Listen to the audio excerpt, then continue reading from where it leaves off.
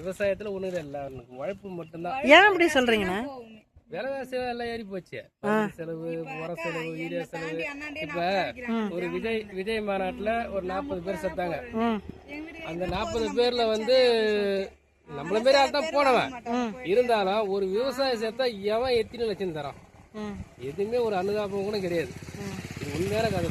ஆனா ஒரு சாராயம் குடிச்சிட்டு சேர்த்தா 10 லட்ச ரூபா தராங்க கவர்மெண்ட்ல. விவசாயி ஒரு பாம்பு கடிச்சு ஒரு லைன்ல அடி போட்டோ எது பண்ணாலுமே ஒரு 20,000 கொடுக்கறதுக்கு ஆள் கிடையாது. வேஸ்ட். விவசாயன்றது வேஸ்ட். விவசாயம் இல்லைன்னா நாடே இல்லை, அது எல்லாரும் தெரியும். ஆனா அடிமட்டத்தில் விவசாயம் தான்.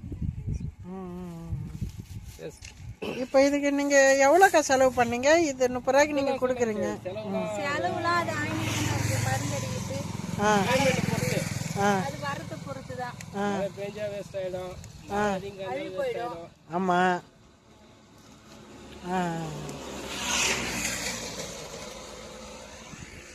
மொத்தத்தில் கொஞ்சம் கஷ்ட சூழ்நிலை தான் இருக்குது. கொஞ்சம் கஷ்டம் இல்லை, ரொம்பவே கஷ்டம் விவசாயம்.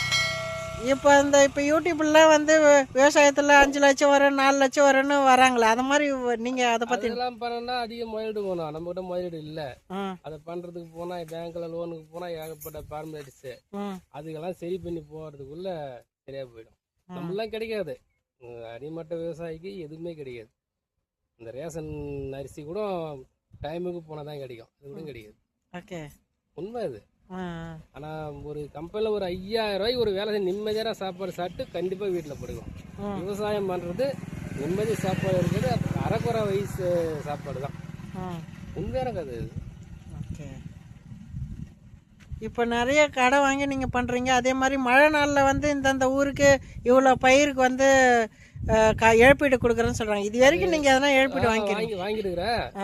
ரெகுலராக கட்டினு வரும். எப்பயா ஒரு 3 வருஷத்துக்கு ஒரு டைம், 2 வருஷத்துக்கு ஒரு டைம் தான் வரும். எப்பயா ஒரு டைம் எலெக்ஷன் டைம்ல எல்லாமே கிடைக்கும். ஓகே, இப்போ வந்தது. ஆனா இதுல 2 டைம் கட்ட வரல. அது வந்து எதாவது சொல்றேன், அவங்களுக்கு தேவைப்பட்டா விவசாயி யூஸ், இல்லைன்னா ஒதுக்கி விட்டுருவாங்க. இதுதான் உண்மை. போன வருஷத்துக்கு முன்ன வரல, அதுக்கு முன்ன வரல, அதுக்கு முன்ன வரல, இந்த வருஷம் வந்திருக்குது. 2-3 வருஷமா எல்லாம் கட்டி பார்த்துட்டு எவனும் கட்டல. போனா இப்ப இருந்தவன் கட்டாம பாரு, அவனுக்கு வந்தது. இல்லாத கடை வாங்கி கட்டி என்னத்துக்கு அது வரமாட்டேங்கிறான், ஏன்டா கட்டுறோம் அப்படின்னு போறவன் போய் வேஸ்டா போயிடுது.